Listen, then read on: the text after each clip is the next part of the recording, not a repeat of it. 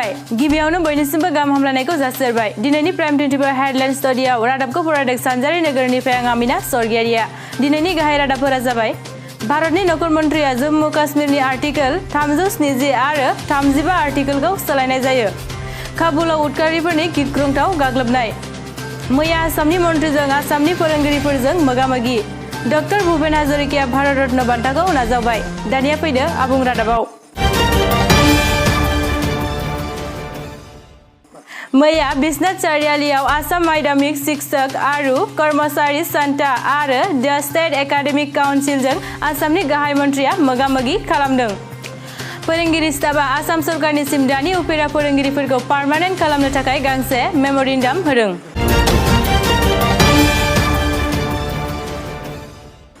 दिनै आसामनि फावगिरि थुनलाइगिरि मेथाइ खनगिरि डक्टर भुपेन हाजरिकानि फिसाज्ला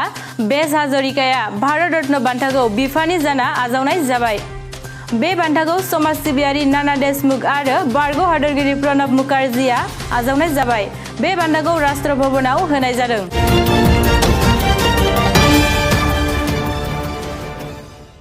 दाखालि थांनाय मोनायाव तालिबान मुंनि उदखारिफोरा काबुलाव गिख्रंथाव बम बेरफ्रु होना गासै 14 सुबुंनि जिउ खोमायो आरो 143 सुबुंखौ आघात खालामो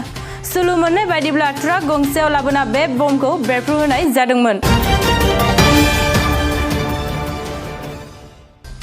दाखालि थांनाय मोनायाव भारतनि नखर मन्थ्रि अमित शाहआ काश्मीरनि आर्टिकल 370 आरो 35 आर्टिकलखौ सिफायनाय जाबाय गाहाय बे आयेन सोलायनायाव मख'जाथावदि जम्मु काश्मीराव सिगांनि बायदि मोननै थागिबि फोरमान थानाय नंला जम्मु काश्मीराव सिगांनि बायदि मोननै फिरफिला थानाय नंला सिगांनि बायदि हादरारि आरो हारिमायारिखौ अपमान खालामब्ला दायनिगिरि जासिगोन बे बारनिफ्राय आरटिआइ आरो सिएजि आयेनखौ बाहायनाय जासिगोन बे बारनिफ्राय जम्मु काश्मीरनि सोरबा आइजोआ पाकिस्तानजों हाबा जाब्ला भारतनि नोगोरारि जानाय नंला बेबायदिनि मोननैसो आयेनखौ सोलायना होनाय जाबाय लादाख आरो जम्मु काश्मीर मोननै रायजो खालामना होनाय जाबाय बेबायदि आयेन सोलायनायजों लोगोसे भारतनि गाहाय मन्थ्रि नरेन्द्र मोदीआ बुंदों दि जों बयबो भारतनि नोगोरारि आरो जों बयबो ज' जाना दावगालांनो नाजानाय जागोन